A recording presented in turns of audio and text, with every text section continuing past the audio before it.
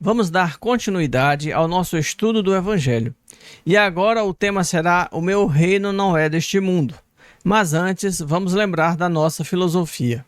Sabendo primeiramente isto, que nenhuma profecia das Escrituras é de particular interpretação. Segunda carta de Pedro, capítulo 1, versículo 20.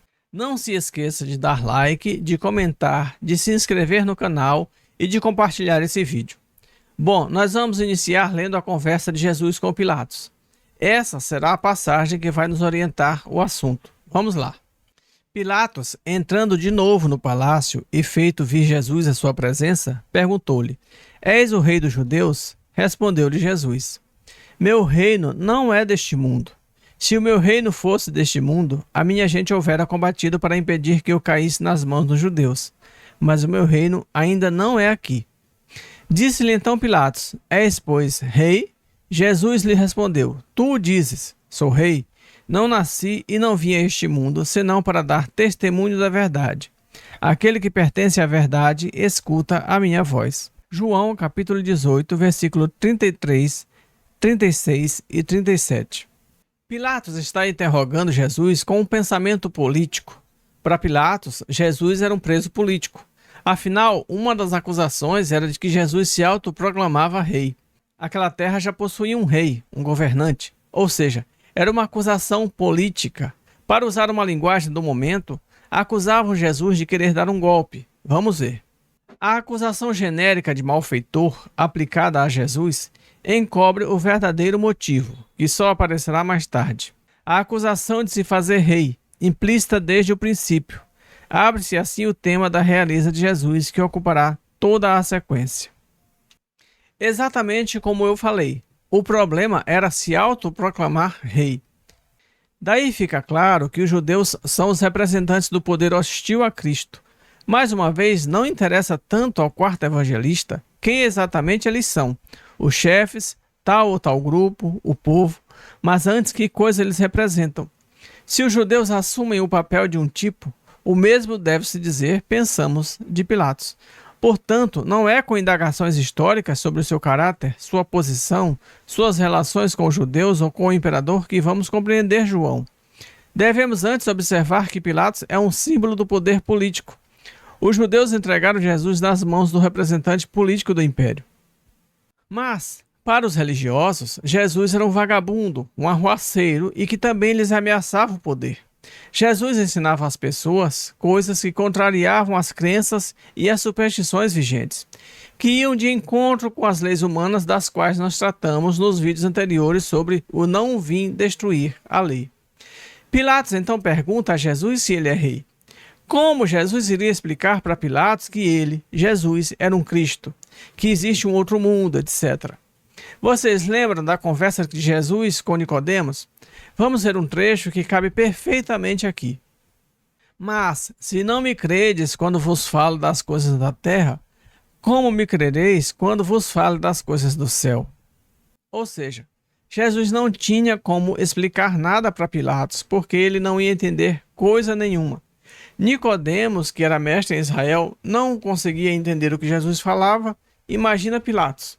Então, Jesus embarca naquele diálogo, pois era a única maneira de tentar ser entendido, manter-se dentro da ideia humana de antropomorfismo, ou seja, de dar às coisas de Deus as referências humanas. Por exemplo, Deus tem barba, Deus tem cajado, Deus tem trono de ouro. Os homens usam as imagens e as ideias das coisas que eles conhecem na Terra e simplesmente transferem para a ideia que temos de Deus. Bem, aí Jesus responde: Meu reino não é deste mundo. João 18, 36. A declaração de Jesus produz estranheza em Pilatos. Pilatos não pode compreender um rei que se declara tal e que, ao mesmo tempo, renuncia ao uso da força para defender o seu direito. Então, Jesus mantém o diálogo usando uma imagem que todos pudessem entender. Mas é preciso deixar claro que Jesus não se declara rei. Tu dizes que eu sou rei. João 18, 37. É Pilatos quem pergunta. É uma pergunta.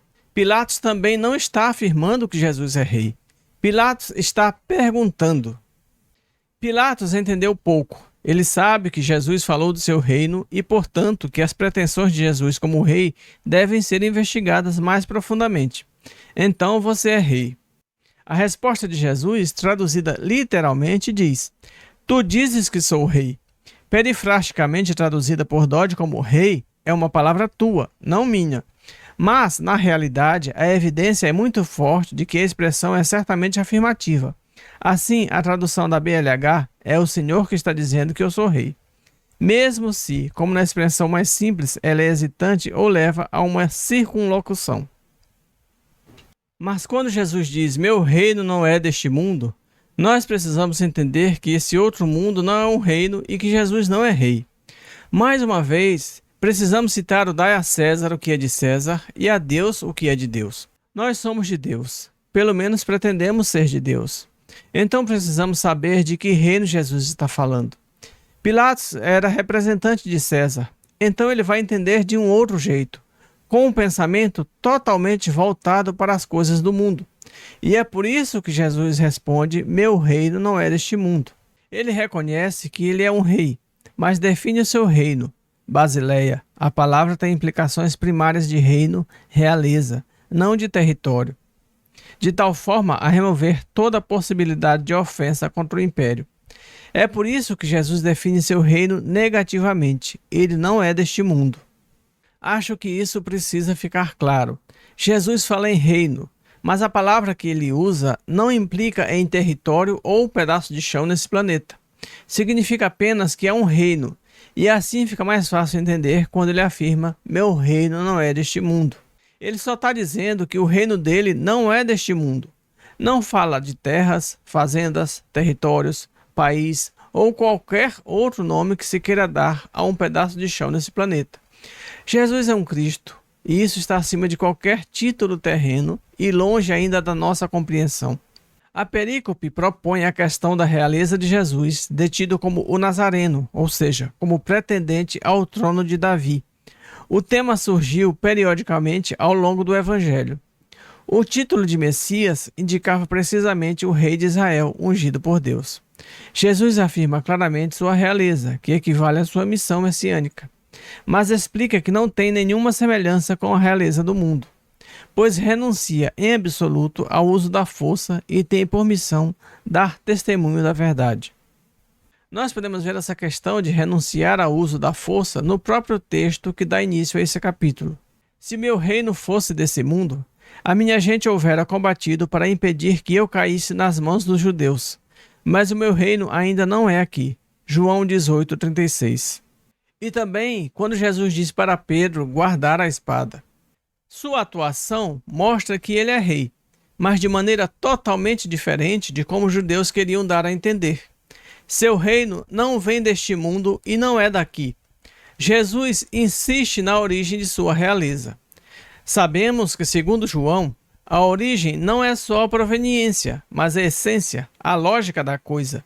Não se deve entender, portanto, meu reino não vem do mundo, tem outra origem e obedece a uma lógica diferente. Não há nada em comum entre a realeza do Cristo e a do mundo. E quais são as diferenças? A realeza do mundo manifesta-se no poder, na imposição e na busca de si. A realeza do Cristo manifesta-se no dom de si, no amor e no serviço à verdade, na recusa do poder como meio de subtrair-se à oposição. Como vimos, a realeza do Cristo tem outra essência. Não é o poder mundano de matar, destruir, dar ordens, ter riquezas materiais, etc. A realeza do Cristo é o amor e a fidelidade a Deus, o amor pela humanidade, a dedicação até a renúncia de si mesmo. Também é possível entender que meu reino não é deste mundo significa algo como meu poder e minha autoridade não vêm deste mundo. Meu poder e minha autoridade e minha realeza não me foram dados por este mundo, pelos homens. Meu poder e minha autoridade vêm de Deus. Aqui, nós precisamos deixar mais claro esse último trecho. A realeza do Cristo manifesta-se no dom de si, no amor e no serviço à verdade, na recusa do poder como meio de subtrair-se à oposição. Subtrair-se à oposição significa acabar com aqueles que não concordam comigo, os que não aceitam o meu reinado. Jesus foi claro ao dizer muitos chamados e poucos escolhidos, ou quando diz que até hoje o mundo tem sido tomado pela força. Ou seja, a política de Jesus não era a do confronto, passar por cima dos adversários, ou, como diz o texto, subtrair-se à oposição. Ele chama, mas vai ao encontro dele quem quer. Ele não obriga ninguém a aceitá-lo. Sua realeza não tem origem em nenhuma legitimidade desse mundo. A minha realeza não é daqui. Tem fundamento completamente distinto que não se expressa na linguagem jurídica de direito-submissão. O dito está em paralelo com 8:23. Vós pertenceis ao que é daqui de baixo, eu pertenço ao que é de cima. Não ser daqui equivale, portanto, a não pertencer a esta ordem. Sua realeza pertence ao de cima, à esfera do Pai e do Espírito. Ele é o Messias, o rei designado e ungido por Deus, mas não impõe o seu reinado.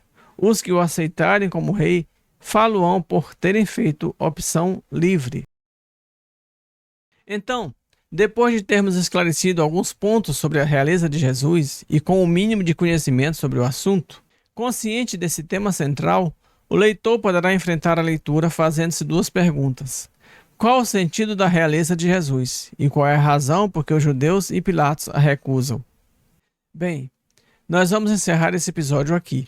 Vamos continuar nosso estudo no próximo vídeo sobre O Meu Reino Não É Deste Mundo.